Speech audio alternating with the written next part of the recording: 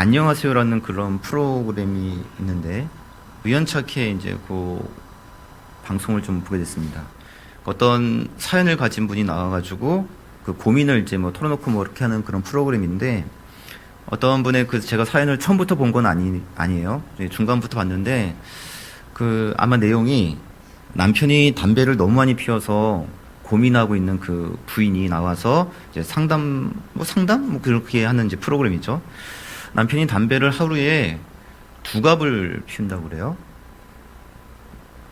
여러분들은 담배를 안 피시니까 그게 얼마나 많이 피우시는지 굉장히 많이 피우는 것 같아요. 하루에 2갑이면 한 달이면 60갑을 피우는 거거든요. 엄청 많이 피우는 거죠. 그러니까 그 게스트 중에 한 명이 야, 그 정도 피우려면 줄담배 피우시는 거 아니냐고 그랬더니 자기는 줄담배는 건강에 좋지 않기 때문에 절대 줄담배는 안 핀대요. 건강을 생각해서 줄담배는 절대 안 핀다고 대신 2갑을 피운다고 이렇게 얘기하죠.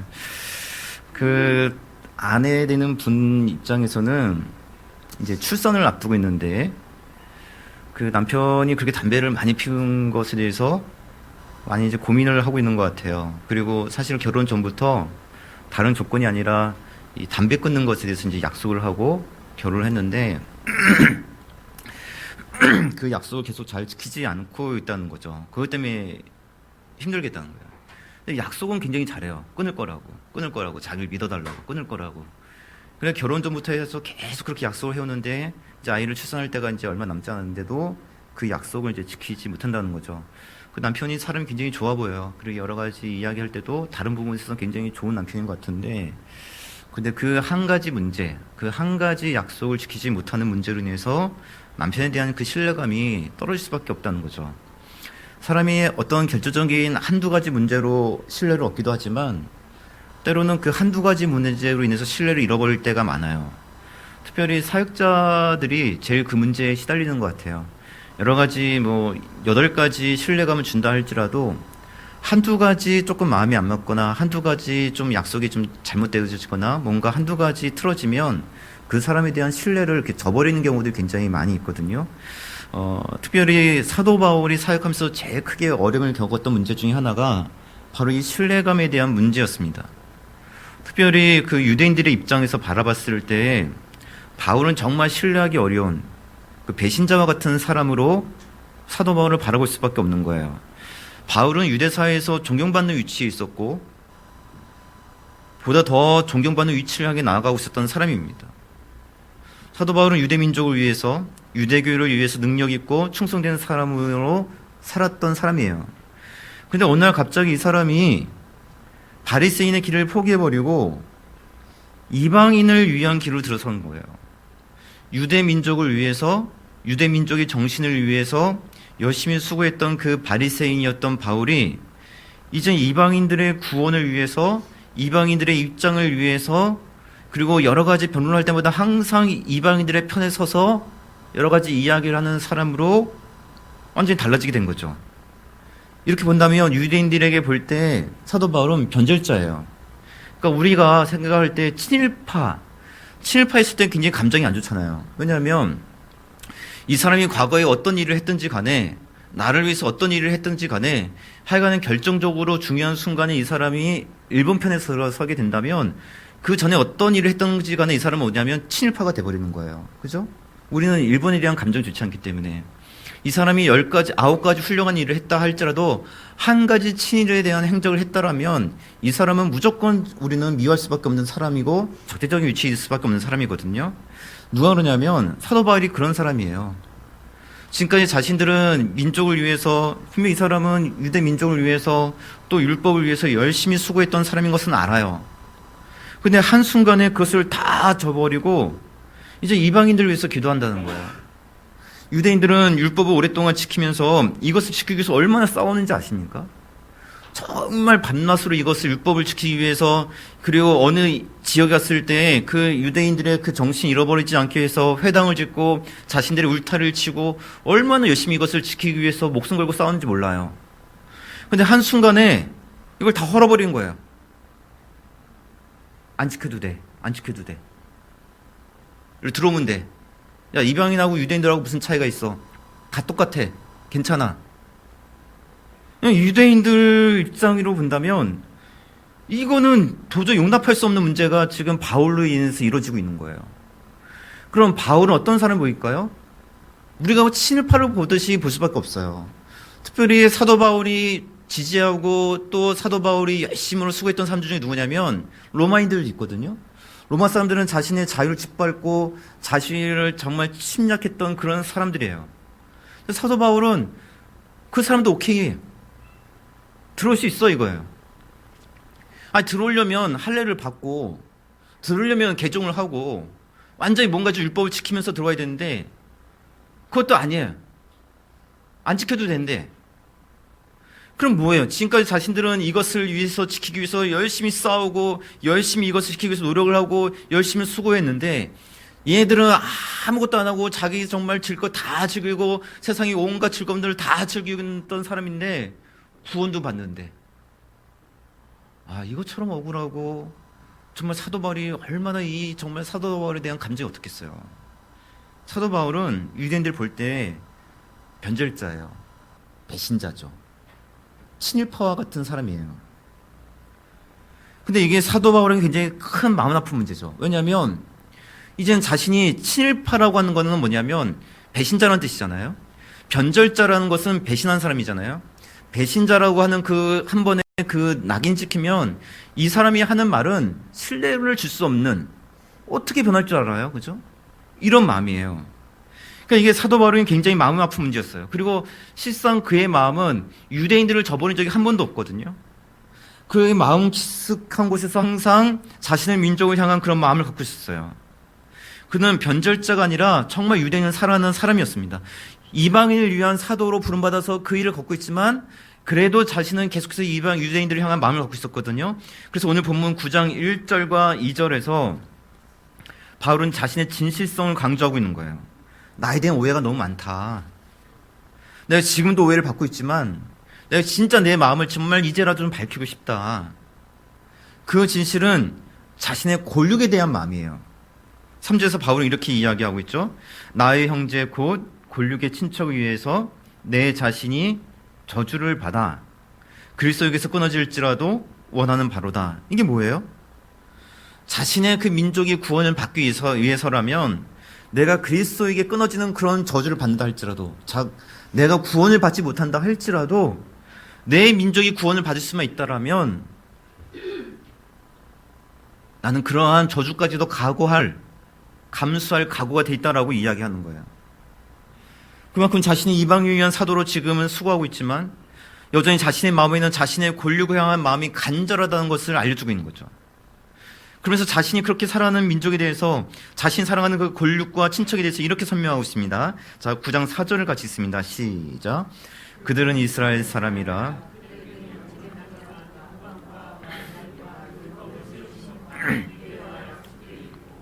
자, 자신이 사랑하고 있는 그 사람들은 다름 아닌 이스라엘 사람이라 이렇게 얘기하죠. 그들에게는 양자됨, 제가 양자됨에 대해서 한번 설명드린 적이 있었죠. 우리나라 사회는 양자라고 하는 것, 입양이라고 하는 것에 좀 부끄러움을 갖고 있어요. 그래서 얼마 전까지만 해도 그 아이한테도 입양됐다는 것을 속이고 아이를 키웠었죠. 근데 로마 시대에서는 양자라고 하는 개념은 엄청난 특혜예요. 친자와 양자의 구분이 없어요. 똑같이 상속을 받아요. 그래서 유대인들도 사실은 이 개념이 없었던 개념이거든요. 그래서 구약에서는 이 양자란 말을 잘 쓰진 않아요. 신약에서 이제 사도 바울이 이 개념을 이제 받아들여 쓰고 있는 건데 그만큼 큰 혜택이 있는 민족이란 뜻이죠. 엄청난 혜택, 하나님의 가족이 되었다라고 하는 그러한 큰 호의와 혜택을 받은 민족이라 이런 표현이 쓰여지는 것이고 그들에게는 영광과 언약과 율법을 세우신 것과 예배와 약속들이 있다라고 이야기하는 거예요. 그들에게는 하나님의 약속이 있는 그러한 귀한 민족이라 사도 바울이 그들에 대해서 이야기하는 거예요. 그들은 하나님의 백성이 되었고 하나님의 자녀가 되었으며 약속이 있고 백성이 있는 사람이에요. 근데 얘기하다 보니까 앞뒤가 좀 안 맞죠?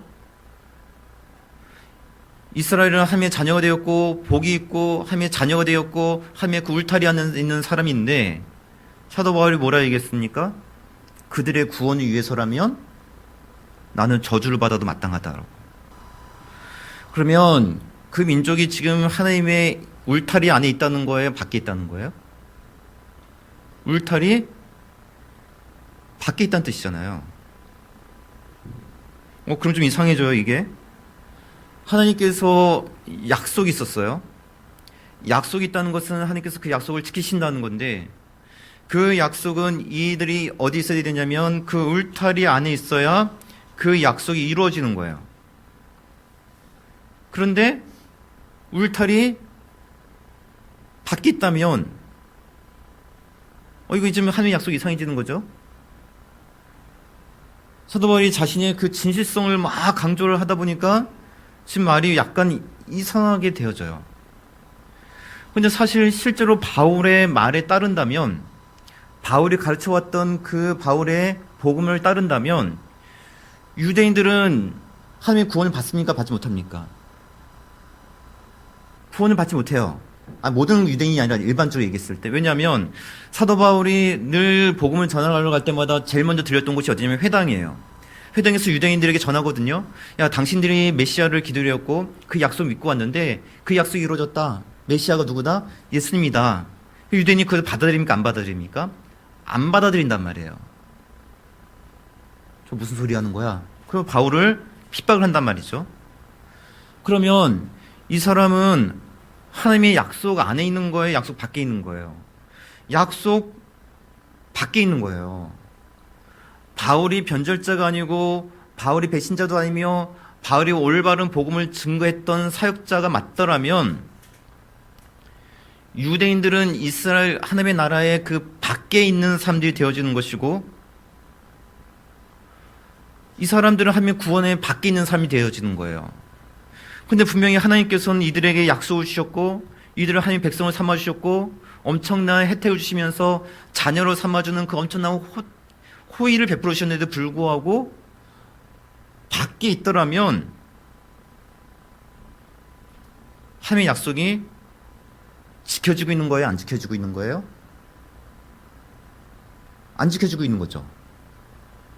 바울의 말을 따른다면 하나님의 약속은 지금 실패해버리게 된 거예요. 바울은 진실로 내 말이 참말이다라고 얘기했거든요. 그 바울의 말을 다 인정해 준다면 하나님의 약속은 변하기도 한다는 거예요. 이 말을 하다 보니까 무언가 이상한 표현으로 지금 흘러가고 있는 거죠. 우리도 간혹 이런 표현을 쓸 때가 있어요. 하나님께 우리가 기도했는데 하나님께서 응답하지 않으셨어. 그러면 하나님은 기도 응답에 대해서 말씀해 주시고 약속해 주시는데 그 약속을 지킨다는 분이에요? 안 지키신다는 거예요?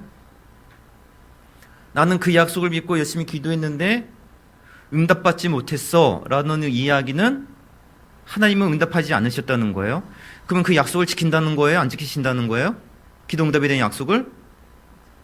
안 지킨다는 뜻으로 갈 수밖에 없는 거죠. 그죠? 뭔가 이야기를 하다 보니까 내용이 좀 이렇게 좀 꼬여지면서 하나님이 실패한 분이 되어져 버린 거예요. 바울이 변절자가 아니라 하나님의 약속이 실패한 것이 되어져 버린 거죠. 그러면 하나님은 정말 실패한 분이 맞습니까? 하나님은 약속을 시대와 상황에 따라서 바꿔가신 분이 맞습니까? 그건 아니겠죠. 우리가 말을 할 때 때로는 편하게 쓰는 말들이지만 때로는 좀 구분되어져서 사용되어져야 될 그 말들이 있어요. 제가 이제 지난주에 어떤 목사님하고 이제 대화를 했다고 이제 얘기했잖아요. 그 부분 어떤 이제 대화에 대해서 이제 여러 가지 이야기를 하는데 이제 제 생각을 이야기하고 그분 생각도 이야기를 이제 했었죠. 그래서 이제 저는 이제 이렇게 생각을 합니다. 이렇게 얘기했던데 계속해서 그 목사님이 어떻게 얘기하시냐면 이렇게 성경적인 입장은 성경적인 관점은 성경적인 의미는 계속 이렇게 이야기하는 거예요. 그럼 그분이 얘기하는 건 다 성경적이면 내 얘기는 뭐가 되는 거지? 그죠? 얘기하기가 자꾸 좀 불편해지는 거예요. 그래서 목사님 제 생각은 이렇게 그게 성경적인 입장에서는 그래서 또 이렇게 막 얘기를 하는 거예요. 그래서 제가 그렇게 얘기했어요. 그러면 그게 정말 성경적인 견해고 성경적인 의미라면 정확하게 그 본문하고 거기에 대한 의미를 좀 이야기를 해주셔야 이게 납득이 되는 거지. 무조건 말씀하실 때 성경적인 이야기 해버리시면 제 이야기는 정말 비성경적인 이야기를 하는 목사가 돼버리잖아요. 이렇게 이제 이렇게 웃으면서 말씀드렸어요. 그랬더니 목사님이 막 웃으시면서 이제 실수라고. 예, 자기가 그 성도들을 주로 이렇게 성경을 가르치다 보니까 성도들이 물어오잖아요. 어떻게 해야 되고 어떤 게 성경적인 의미에 물어보면 성경적인 것은 이런 거다 이렇게 설명을 하던 것이 이렇게 입이 붙어가지고 뭔가 이렇게 이야기를 하다 보면 자꾸 이게 성경적인 의미는 성경적인 관점이 이렇게 자꾸 이렇게 나온다는 거예요. 그래서 자기가 그건 좀 이렇게 실수라고 얘기를 이제 다시 이어가는데 또 중간부터 또 성경적인 입장은 성경적인 관계는 성경적인 이렇게 되는 거죠. 우리가 무심코 사용하는 그 언어들이 자연스럽게 받아들여지만 때로는 그 말 의미를 좀 명확히 구분을 지어야 될 필요성이 있습니다. 제가 로마서를 하면서 여러분들에게 잘못하면 로마서가 너무 깊이 들어가면 이렇게 짜기기 시작을 하면 굉장히 까다로운 교리서가 되어져 버리기 때문에 그 내용들 좀 생략을 한다라고 이야기 드렸는데 오늘 그 바울의 그 개선적인 그 단어를 좀 살펴봐야 될 것 같아요. 바울이 그 4절에서 보시면 이스라엘 사람이라는 표현을 쓰고 있었고 6절에서 이스라엘이라고 하는 그래서 이스라엘이 모두 이스라엘이 아니라는 그 표현을 지금 쓰고 있거든요. 여기서 이스라엘이 벌써 3번 사용된 단어죠. 재미난 것은 바울이 이스라엘이라는 표현을 잘 사용하지 않아요. 바울은 유대인이라는 표현을 쓰지 이스라엘이라는 표현을 잘 쓰지 않습니다. 그러니까 바울 서신서 전체 로마서가 아니라 바울 서신서 전체를 봤을 때에 이스라엘이라는 표현이 21번 사용되어지는데 로마서에서 그것도 9장에서 11장 사이에서만 14번 집중적으로 사용되어져요. 그러니까 이스라엘이라는 표현은 사도 바울이 잘 쓰는 표현이 아니에요. 로마서를 시작할 때 1장에서는 유대인이라는 표현이 나타나죠.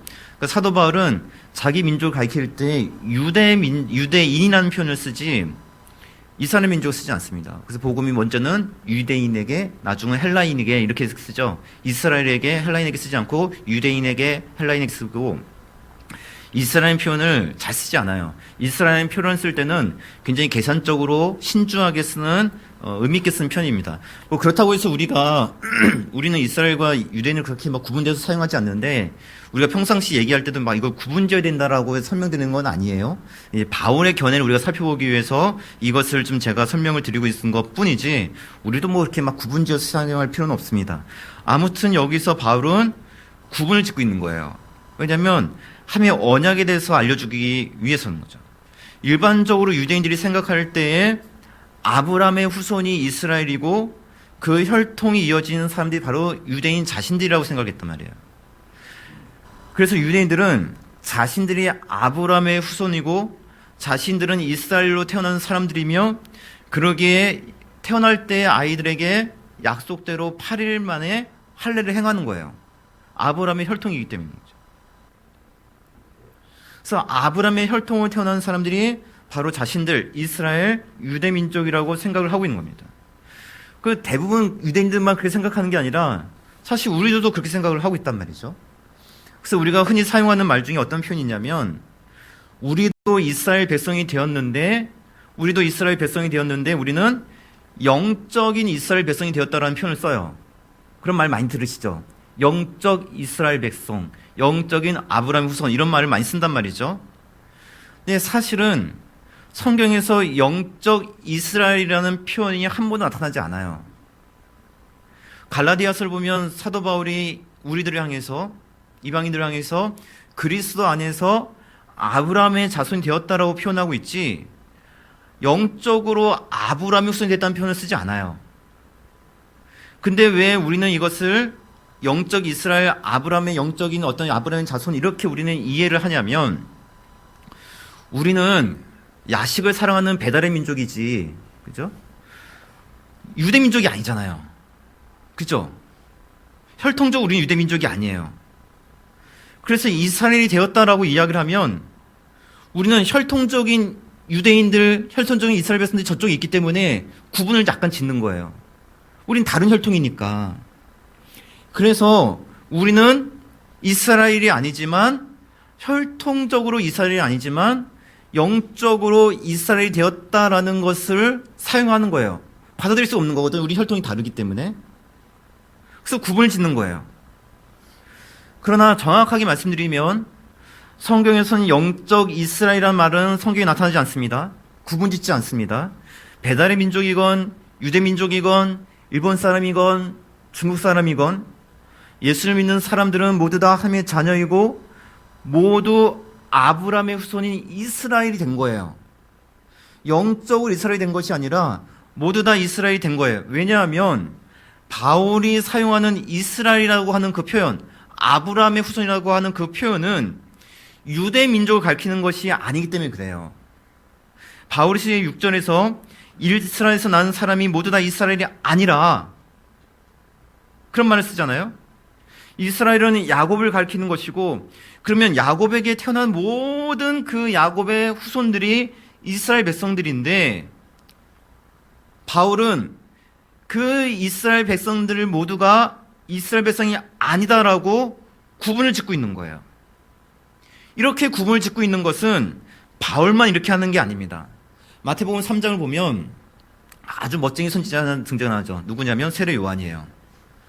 세례 요한이 이제 그 요단강에서 이제 막 세례를 줍고 있는데 바리새인과 사두개인이 싹 나타나요. 그러니까 세례 요한이 그들을 향해서 어떻게 이야기합니까? 독사의 자식들아. 진짜 멋있는 사람이에요. 욕이죠, 욕이고. 이게 점잖은 표현이 아니죠. 욕하는 거죠. 욕, 독사의 자식들아. 그러면서 회개해라. 막 이렇게 막 소리 진단 말이죠. 그러면서 그들을 향해서 뭐라 얘기하냐면 마태복음 이제 3장 9절 보면 속으로 너희들이 아브라함이 우리의 조상이라 생각하는데 너희들 그렇게 생각하지 말아라. 이렇게 얘기해요. 너희들의 조상, 너희들이 아브라함 후손이다 아니다? 아니라는 이야기예요. 자기들은 아브라함 후손이라 믿고 살아가고 있거든요. 근데 세례 요한이 이야기하는 게 야 너희들이 속으로 지금 아브라함이 우리 조상이라 생각하고 있는데 그렇게 생각하지 마. 혈통을 대는 게 아니라 내가 너희에게 이르노니 하나님이 능히 이 돌들을 가지고도 아브라함이 자손이 되게 할 수 있어 라고 이야기하거든요. 유대인들은 당연히 자신들이 아브라함의 자손이고 아브라함이 우리의 조상이라고 믿고 있었어요. 근데 세례 요한은 그렇게 얘기하는 게 아니에요. 그리고 사도 바울도 그렇게 이야기하지 않습니다. 모든 이스라엘이 다 이스라엘은 아니다라고 이야기하는 거죠. 모든 유대인들이 약속이 있고 유업이 있는 그런 하나님의 백성이 아니다. 처음부터 이스라엘은 아브라함의 혈통으로 이어진 것이 아니다라고 사도 바울이 선언하는 거예요. 그러면서 누구 이야기를 꺼내냐면 7절과 8절에서 이삭에 대한 이야기를 꺼냅니다. 여러분이 잘 아시는 내용이니까 이렇게 본문 보지 않고 그냥 바로 설명해 드릴게요. 이삭은 아브라함의 아들이에요. 혈통으로 아브라함의 아들, 혈통 이어받는 사람이 맞습니다. 그러나 이삭만이 아브라함의 아들입니까? 아브라함에게는 아들이 이삭만 있었어요? 아니죠. 이스마엘이 있었다고요. 그리고 이삭 뒤에 나중에 또 아들들이 있었습니다. 아브라함의 혈통 이어받은 사람들이 많아요. 순서대로 따진다면 이스마엘이 아브라함의 먼저 혈통이 된 것이 맞습니다. 그런데 이스마엘과 그 후손들을 이스라엘이라고 이야기하지 않아요. 그 이유는 하나님께서 이스마엘이 아니라 이삭을 선택하셨기 때문에 그래요. 이삭의 아들도 마찬가지예요. 10절부터 이삭의 아들 야곱과 에서에 대한 이야기를 나옵니다. 이스마엘과 이삭은 배가 달랐어요. 그죠? 하나님께서 어떻게 보면 이삭을 선택한 게 아니라 사라를 선택하셨다라고 이야기할 수 있는 건데, 배가 달랐으니까. 그 문제는 좀 그렇다 치더라도, 이삭에게는 2명의 아들이 있었는데, 에서와 야곱이에요. 에서와 야곱은 한 배에서 태어난, 그것도 동시에 태어난 쌍둥이 아들이에요. 에서가 형이고, 야곱이 동생입니다. 이삭은 그 두 아들 중에서 에서가 장자권을 갖기를 원했어요. 그런데 장자권을 누가 가져갑니까? 야곱에게 흘러가요. 왜? 하나님께서 야곱을 선택하셨기 때문에 그래요. 혈통적으로 봤을 때는 둘 다 아브라함의 후손이 맞고 둘 다 이삭의 아들들이 맞아요. 그런데 하나님께서 야곱을 선택하신 거예요. 야곱이 장자권을 사모하고 야곱이 정말 그 하나님의 그 축복권을 정말 사모하고 그랬기 때문에 그 하나님께서 야곱을 보시면서 야, 넌 참 내 축복을 사모하는구나. 넌 참 내 그 장자권을 사랑하는구나. 내가 너가 둘째라도 내가 너에게 복을 줄게라고 해서 야곱을 선택하신 것이 아니라 야곱이 태어날 때부터 야곱을 선택하신 거예요. 이삭이 아브라함이 그 이삭을 제단에 바치려고 했을 때 너무나 순종적으로 잘했기 때문에 하나님께서 이삭을 선택하신 것이 아니라 이삭이 태어나기 전부터 하나님께서는 사라를 통해서 자식을 줄 것이라고 말씀하시면서 하나님께서 이미 이삭을 선택하신 거예요. 그가 진짜 내 약속 이어가들 그러한 자손이라고 얘기하시면서 그를 선택하신 것 뿐이에요. 선택을 통해서 약속이 이어지는 거예요. 혈통에 의해서 약속이 이어지는 것이 아니라 하나님께서 그 선택을 통해서 약속이 이어지고 있다는 거죠. 유대인 모두가 구원받는 것이 아니라 하면 선택된 자들을 통해서 하나님의 구원이 이루어지게 되는 것이고 하면 약속이 이루어져 가고 있다는 것을 여기서 보여주는 거예요. 하나님께서는 목적을 가지고 세상을 창조하셨고 목적을 가지고 세상을 다시 회복시켜 나가고 계시는데 그 목적을 따라서 사람들을 선택하시는 거예요. 사람의 어떤 모습들, 사람들의 행동들, 외모를 보시고 선택하시는 것이 아니라 그저 하나님께서 그 사람들을 선택하신 거예요. 바울이 바리새인 중에서 제일 똑똑하고 제일 사고가 열려져 있고 제일 정말 믿음이 좋고 제일 튼튼해서 이 사람을 선택한 것이 아니라 하나님께서 바울을 선택하신 거예요. 이방인을 위한 사도로. 그리고 그 뜻을 선택된 자들을 부르시고 그들 통해서 하나님의 목적들을 지금 이뤄가고 계십니다. 우리들도 마찬가지거든요. 우리가 하나님을 선택한 것이 아니라 하나님께서 우리를 선택하셔서 우리를 이스라엘로 부르신 거예요. 영적으로 이스라엘 백성이 된 것이 아니라 하나님이 우리를 이스라엘로 부르신 거라니까요. 영적으로만 이스라엘 백성이 돼가지고 영적으로만 충만해지고 영적으로만 기쁨을 누리는 게 아니고 하나님께서 우리를 이스라엘로 부르셔서 하나님께서 우리에게 약속을 주셨고 하나님의 유업을 이어받을 수 있는 상속자로 우리를 부르신 거예요. 그래서 하나님의 뜻 안에서 우리를 선택하고 우리를 부르셨기 때문에 우리를 향하신 하나님의 뜻과 목적들을 하나님께서 이루어 가실 거라는 거예요. 그래서 우리가 기도하다가 내가 원했던 그 기도를 하나님 앞에 기도를 했는데 응답받지 못하는 것이 아니라 하나님께서는 그 기도를 들으신다는 거죠. 그 기도를 들으시고 우리를 향하신 그 계획하심과 우리를 향하신 그 목적을 이루어 가시기 위해서 그 기도를 통해서 협력하여 선을 이루시는 하나님의 그 영광들을 우리에게 보여줄 것이고 그 길로 인도해 주고 계시는 거예요. 그래서 내가 기도했던 것이 응답받지 않는 것이 아니라 내가 기도한 것은 하나님께서 지금도 들어오고 계시고 그 뜻을 이루시기 위해서 목적하신 것을 이루기 위해서 내 기도를 통해서 하나님께서 역사하고 계시고 그리고 내가 원했던 것과 상관없이 하나님께서 우리에게 더 크신 은혜와 더 크신 영광도 우리에게 허락해 줄 것이고 우리가 하나님의 그 상속자가 될 수 있도록 그 과정들을 하나님께서 우리를 인도해 주시는 사실을 믿고 주님 앞에 나아가는 것이 정말 중요하다는 거예요. 사랑하는 성도 여러분, 기도 응답받지 못할까 봐 두려워하지 마세요. 내가 열심히 기도했는데 이것이 내 뜻대로 되지 않을까 봐 두려워하지 마세요. 내가 열심히 기도했는데 자녀들이 어떤 시험에서 성적이 떨어졌거나 이렇게 될까 봐 두려워하지 마세요. 어떤 분들은 하나님은 내 기도를 안 들으시는 것 같다고, 내 기도만 안 들으시는 것 같다고 이야기하신 분이 있거든요. 그런 거 없어요. 선택된 자들에게 하나님께서 기도 응답을 분명히 주시는 거예요. 그 기도 응답이라고 하는 거는 들으시는 거거든요. 듣고 우리의 기도를 통해서 하나님께서 협력할 손을 주시는 그런 은혜로 이끌어 가시는 거예요. 하나님의 약속은 실패하지 않아요. 마음속에 어떠한 모습이면 어떤 거 바른 거, 내가 이런 것을 기도해도 될까? 내가 이런 것을 바라고 될까? 기도하세요. 그 기도를 하나님께서 협력해서 손을 이루시는 방향으로 이끌어 가실 거예요. 기도를 하다 보면 하나님의 뜻이 무엇인지 알아가기 시작할 거예요. 어떤 두려운 순간들이 보이고 두려운 상황들이 보여질 때가 있거든요. 두려워하지 마세요. 왜 하나님의 약속이 있는데 왜 그것을 자꾸 그렇게 두려워하실까요? 약속이 이루어져요. 두려워하지 마시라고요. 눈앞에 보여지는 것은 눈앞에 보여지는 것 뿐이에요. 약속은 이루어져 가고 있거든요. 그러니까 두려워하지 마세요. 어떤 상황 때문에 막 불안해하고 힘들어하는 분들이 있거든요. 그 사람들 가운데 저도 포함이 되어져요. 왠지 여러 가지 그런 알 수 없는 그런 불안감이 우리에게 들어올 때가 있어요. 저랑 좀 친하게 지냈던 목사님이 제가 얼마 전에 거기 가서 또 설교를 했었던 교회인데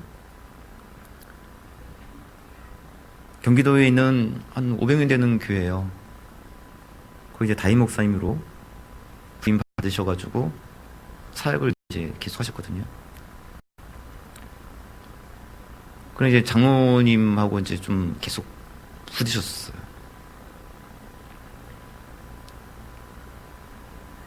계속 그것 때문에 이제 기도하시고, 그것 때문에 이제 마음 불안해 하셨어요. 본인이 이제 전하고 싶은 메시지가 있고, 그리고 그 교회에 필요한 메시지가 있어서 그걸 전하는데, 장로님은 그게 싫은 거예요. 그 때문에 이제 계속 갈등이 있었고, 그것을 위해서 이제 저희들도 같이 기도하고 있었어요. 그런데 목요일 오전이었던 것 같아요. 수요일인가 목요일 오전이었던 것 같아요. 전화 왔어요. 전화 와서 교회 올해까지 하고 사임하기로 결정 났다고. 지금까지 자신이 불안해하고 두려웠던 일들이 사실은 현실로 다가오게 된 거죠. 기도했지만, 그 문제를 놓고 기도했지만, 어떻게 보면 지금까지 자기가 기도했던 그 모든 일들이 자기 눈앞에 지금 현실로 다가오기 시작한 거예요. 더 불안하겠죠. 더 마음이 어렵겠죠. 그래서 제가, 목사님 어떻게 말씀드려야 될지 모르겠어요. 그냥 한 번쯤 일단 뵙죠. 이렇게 이제 이야기를 했는데, 그 목사님이 말씀하시는 바가 뭐냐면, 분명히 하면서 하신 뜻이 있다고 자기 믿는다고. 하나님께서 목회자 부르셨고, 목회자로서 자신의 복음을 전할 수 있는 그런 사역자로 하나님께 부르셨고, 그것을 위해서 지금까지 자신이 길이를 걸어왔기 때문에 하나님께서 그 목적들을 이루실 것이라는 하나님의 뜻이 있을 거라고 저한테 이렇게 이야기를 하면서, 우리 저한테 목사님 너무 걱정하지 마세요. 나중에 한번 뵙고 우리 자세히 이야기하고 해야 하고 이제 끊었거든요. 두려운 현실이 앞에 다가와요. 그럴지라도 우리는 또다시 주님 앞에 기도해야 될 이유는 뭐냐면, 우리를 향하신 하나님의 약속과 우리를 향한 주님의 그 신실하심은 변함이 없기 때문에, 하나님의 그 목적을 이끌어 가시는 과정 속에서 우리 삶이 조금은 우리 생각했던 것과 다르게 보인다 할지라도 그 계획은 변함이 없고, 그 계획을 이끌어 가시는 주님의 그 신실하심은 변함이 없기 때문에, 그래서 우리는 주님의 그 약속을 믿고 주 앞에 나아가는 것이고, 두려워하지 않고 또 주 앞에 기도하면서 주 앞에 은혜를 구하고 주님께 뜻을 구할 수 있는 그러한 삶의 모습들을 우리가 가지고 나가야 된다는 거죠. 사랑하는 성도 여러분, 눈에 보이는 것은 눈에 보이는 것 뿐일 거예요. 우리가 걱정하는 것은 그냥 걱정하는 문제일 뿐이에요. 우리가 확신해야 될 것은 뭐냐면, 우리는 하나님의 그 약속이라는 울타리 안에 있고, 하나님의 선택이라는 그 경계선 속에 우린 들어와 있고, 하나님의 그 보호하심, 하나님의 자녀라는 그 특권 속에 살아가고 있다는 것을 반드시 기억하시고, 의심이 아닌 신뢰함으로, 또 두려움이 아닌 담대함으로 주님을 바라보시고 한 주간 나아갈 수 있는 그러한 삶.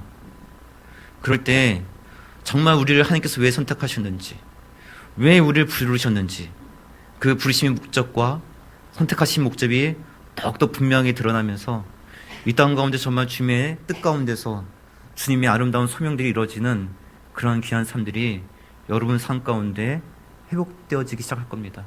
이번 한 주도 그러한 담대함과 그런 신뢰감을 가지고 또 신실하신 주님을 바라보시면서 주님 앞에 기꺼이 나아가시는 그런 삶들이 되어주시고, 신실하신 주님의 은혜 속에서 늘 더욱더 주님의 뜻과 목적들을 발견해 나가시는 그런 귀한 삶들이 되시길 주님의 이름으로 축복드립니다.